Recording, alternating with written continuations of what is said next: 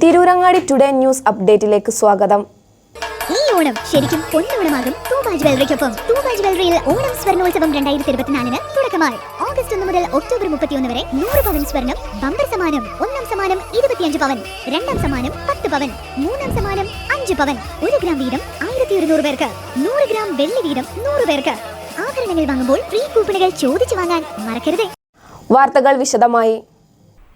വിവിധ ആവശ്യങ്ങൾ ഉന്നയിച്ച് AKRSA Calicut university campus unit സിഫ് ഓഫീസിലേക്ക് മാർച്ച് സംഘടിപ്പിച്ചു. സിഫിലെ പ്രവർത്തനരഹിതമായ ഉപകരണങ്ങൾ ഉടനെ പ്രവർത്തനക്ഷമമാക്കുക, സിഫ് കമ്മിറ്റിയിൽ വിദ്യാർത്ഥി പ്രതിനിധികളെ ഉൾപ്പെടുത്തുക തുടങ്ങിയ ആവശ്യങ്ങൾ ഉന്നയിച്ചായിരുന്നു മാർച്ച്.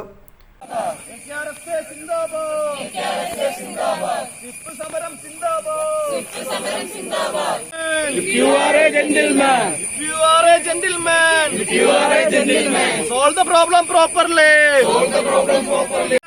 എല്ലാ ടൂൾസും റിപ്പയർ ആണ്. സിപ്പ് ലാബിൽ റിപ്പയർ ആണ്. സ്റ്റാഫ് ഇല്ല, ടൂൾസ് ഇല്ല. AC റൂമിൽ കയറിയിരുന്ന്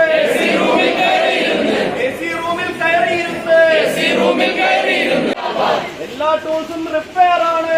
സ്റ്റാഫ്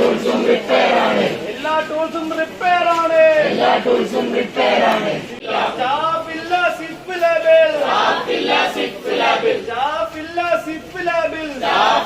സിപ്പ് ലാബിൽ. കമ്മിറ്റിയിലോ ഞങ്ങളില്ല. മറുപടി വേണം. Hello mister vice chancellor. DSU office പരിസരത്ത് നിന്നും ആരംഭിച്ച മാർച്ച് സിഫ് ഓഫീസിന് മുന്നിൽ വെച്ച് പോലീസ് തടഞ്ഞു. തുടർന്ന് നടന്ന ഉപരോധ സമരം AKRSA സംസ്ഥാന ജോയിന്റ് കൺവീനർ CH അമൽ ഉദ്ഘാടനം ചെയ്തു.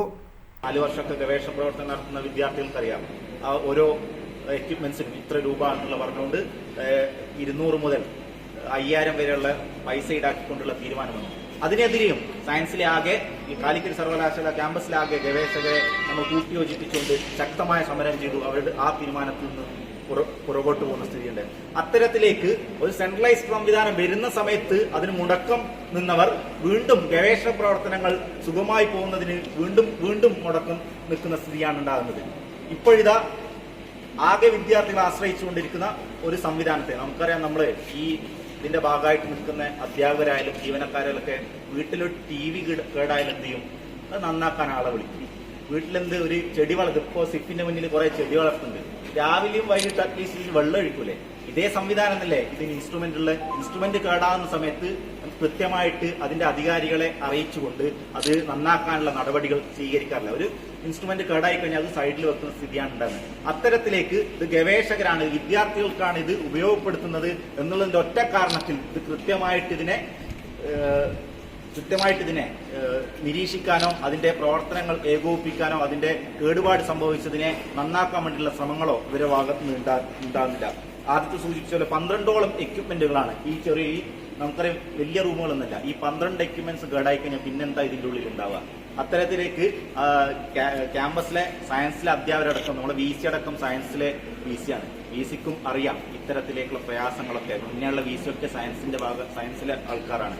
അവർക്കൊക്കെ അറിയാനിട്ടും ഗവേഷകരാണ് ഇത് ഉപയോഗിക്കുന്നത് എന്നുള്ള ഒറ്റ കാരണം കൊണ്ട് ഇത് കൃത്യമായിട്ട് നോക്കാത്ത സ്ഥിതിയാണുള്ളത്. SA ആദിത്യ ചടങ്ങിന് അധ്യക്ഷത വഹിച്ചു. സംസ്ഥാന കമ്മിറ്റി അംഗം RK വൈശാഖ, SFI യൂണിറ്റ് സെക്രട്ടറി ലിനീഷ് എന്നിവർ ചടങ്ങിൽ സംസാരിച്ചു. Unit convener P Munavar Ali സ്വാഗതവും S ശങ്കർ നന്ദിയും പറഞ്ഞു. സിഫിലെ ഉപകരണങ്ങൾ പ്രവർത്തനക്ഷമമല്ലാത്തതിനാൽ ഗവേഷണ പ്രവർത്തനങ്ങൾക്ക് തടസ്സം തീർക്കുകയാണ്. ഈ സാഹചര്യത്തിലാണ് AKRSA സമരവുമായി മുന്നോട്ട് വന്നത്. News desk തെന്നിപ്പാലം.